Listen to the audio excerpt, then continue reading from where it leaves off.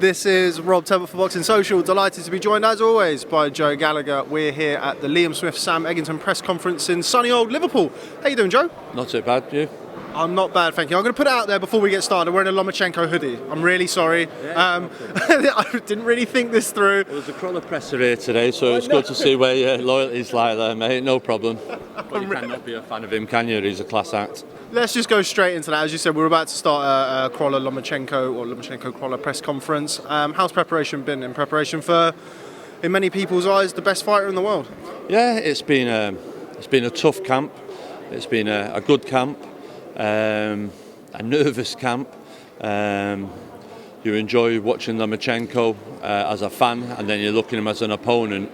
At times, things that he does, you have to just put your hands up and go, wow, this is one serious fighter, and no wonder he's one of the best pound-for-pound fighters in the world.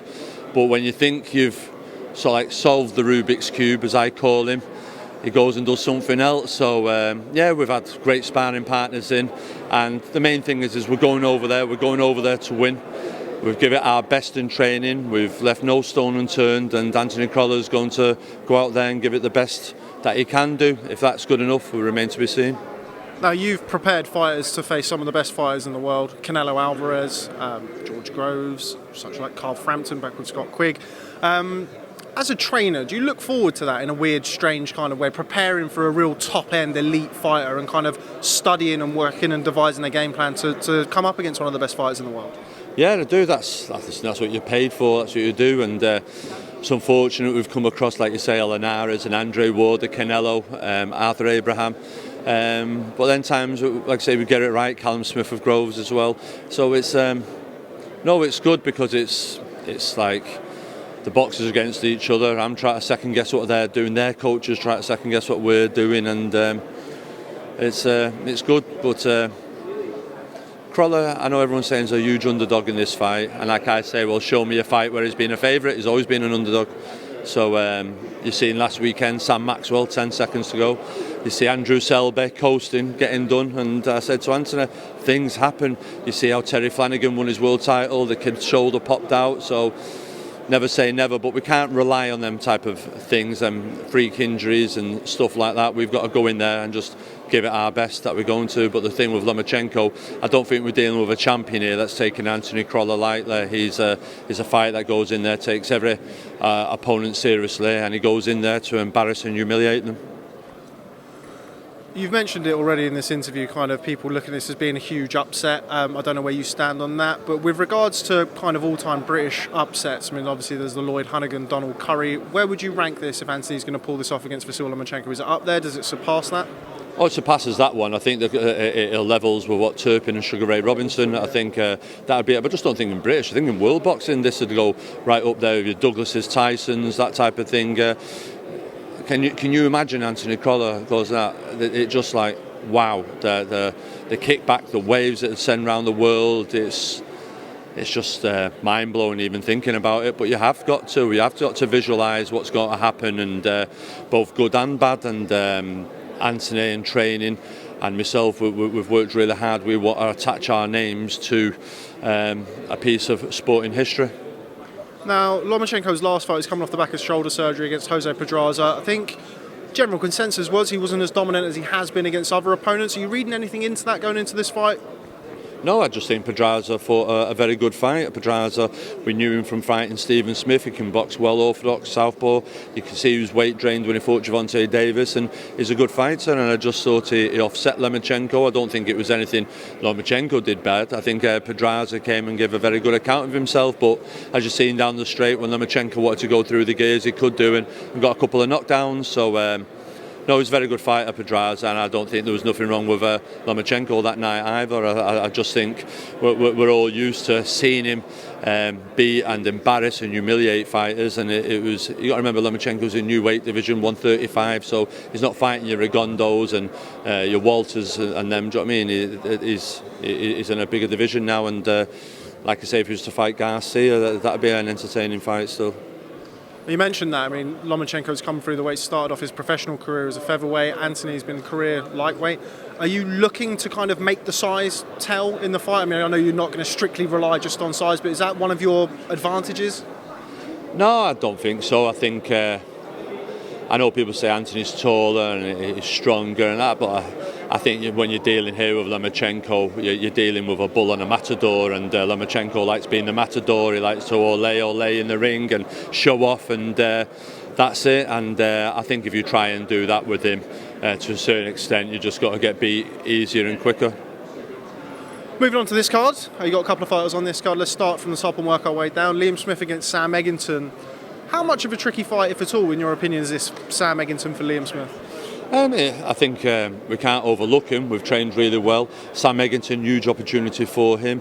He's got Barry Hearn in his ear hole there, saying this one can upset the apple pie, upset the party, and really get a win. Liam Smith is here back in his home city, his first fight in Sky, wants to impress, and he wants to push on and get the world title fights with your Jared Hurds and them of the world. So there's pressure on Liam Smith from that, but there's also, I'd say, Sam Eggington. Most he doesn't have no pressure, but I do feel if Sam Eggington is beaten convincingly in a brutal fashion, I think that's his career near enough finished. Now you mentioned that with Liam looking at world title shots. Jarrett Hurd, somebody you've mentioned, has obviously shared the ring with Jaime Munguia, Canelo Alvarez.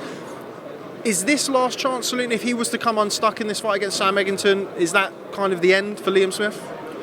No, because I can't see him coming stuck with Sam Eggington, and if there was something on those where it didn't, I wouldn't say no. Liam's got the time. What I would say though is Liam's most probably got 2 years left in boxing, good years, and I think he has got another world title winning him. Who do you think's currently the number one at 154 pounds? Obviously Canelo's moved up, Jarrett Hurd's unified champion, we saw Lara in the ring not too long ago. Who would you say is the number one in the division? Wow, you got the Charlo, Harrison as well? Yeah, I think we have to go with Jared Hurd. I'd get the Jared Hurd fight. I think the Jared Hurd fight is the one that Liam's always wanted, and that's the one that we're trying to get. Although Jamie Munghai is improving all the time and is a very good fighter, and time will show that we lost to a very, very good fighter that night. Going to try and skate through this because I know we're about to start the press conference. Paul Butler returns to action on the card. Is he still tied in with the World Boxing Super Series? Yeah, Paul Butler's fighting on this. He's a reserve for the World Boxing Super Series in the semi-finals, so he's still got good high rankings, and we're just ticking over. And once them belts become fragmented at the end of the series, hoping Paul Butler gets another world title opportunity. Is that difficult for you to kind of keep him on as a standby when kind of these glitzy fights happen in the World Boxing Super Series, to kind of keep him ticking over? No, not really, because if he gets the call, he's in it, and that put the fear of God in anyone at the moment with the 4 semi-finalists in that tournament. Paul already been in with 2 of them, Tete and Rodriguez, so no, he's well alive to that. You mentioned that. First and foremost, who would you pick as a favourite for the World Boxing Super Series? I think Tete. I really like Tete. I think he's a good fighter. Hopefully the weight doesn't kill him down the stretch. He's been at that a long time. I think Inoue is a good fighter, and so also is Rodriguez as well. Donaire surprised everyone last time out as well, and I think that these are 2 of the best fights coming up, these semi-finals that we have in boxing this year. And yet again, the World Boxing Super Series have delivered again another good set of fighters, and they're getting the best fight in the best, so we're really looking forward to it. Do you think Inoue comes past Rodriguez? Underrated fighter, Rodriguez. Yeah, Rodriguez is a very good fighter, beating him against Paul Butler. I think Inoue, it'd be interesting because he's travelling. We haven't had that before. Rodriguez has been over here before. So interesting, but I think the momentum that Inoue is carrying at the moment, I think Inoue will most probably win that, but not as easy as what people may think. Just finally, what's going on with Callum Smith? A lot of rumours circulating that he's potentially going to box on Alexander Usyk's undercard. Some other rumours. Okay, I'll stop. You talk. No, Callum Smith, looks like we're all heading to Madison Square Garden, New York, looking that we're going to be chief support for the fight. We've spoke to Eddie and DAZN, and we're just putting contracts together now, and that's what Callum Smith wants. I think it's the right fight for him, profile fight for him. He's fighting when everyone in the world is watching that fight, and it'll launch him in America, and I think that's the right fight for Callum Smith. And when you're doing a bill called Britain Takes on the Rest of the World, how can you leave out the number 1 super middleweight in the world? And I think everyone will be excited about that as well, and I think it'd help pay-per-view sales as well from their point of view, from either the DAZN or a Sky, and gets that fight then. And hopefully we're looking at doing Gilberto Ramirez in the fall. That's what we want, September, October. We want Gilberto Ramirez, that's the man. Gilberto Ramirez potentially, I think general consensus is he's going to move up in weight, no? No, he's fighting on this show coming up. Callum Smith and Crolla's undercard. Callum will be there ringside, and it'll be known, and we'll start talks on the unification fight. That's the fight that we want, and I think that's the big fight in that division. And once Callum wins that, then we'll go on to maybe a new weight division. We'll see anyway, but one step at a time. Just final one. What do you make of Billy Joe Saunders moving up to 168 pounds? Yeah, listen, if that's what he feels he has to, he wants to move up to 168, great. Listen, the obvious fight there, screaming in there for him is him and Eubank rematch. That's the big fight, that's the big domestic fight. I think you could fill a massive stadium out and even go to a football ground with that fight, but with the trash talk between the pair of them. But that's a fight I'd like to see, and I think Billy Joe, Chris Eubank Jr., I think that's unfinished business, and that's a great fight for the pair of them. Spoke to Ben Davison the other day. He told me that Billy Joe Saunders would only fight Callum Smith, or if that fight were to happen, it would be because Billy Joe Saunders doesn't have any other options. Can you see why he said that? Yeah, they can do, but you've got to look at Callum Smith. He wouldn't get anything out of fighting, getting beaten Billy Joe Saunders. Like people say of Eubank, and when you're an American and you see Callum Smith fighting Eubank, well, hang on a minute, Groves beat Eubank, you beat Groves, you know. Do you know what I mean? It just doesn't work like that. So them names aren't on our list. The names on our list are your Kovalevs, your Canelos, your Gilberto Ramirez. They're the 3, 4. Badu Jackson, another one. They're the fighters that we want, and that's what we want to fight. I don't think you'll ever see Callum Smith in a domestic fight again. Okay, well, Joe Gallagher, thanks very much for speaking to Boxing Social. We're going to let you run now. Thanks very much.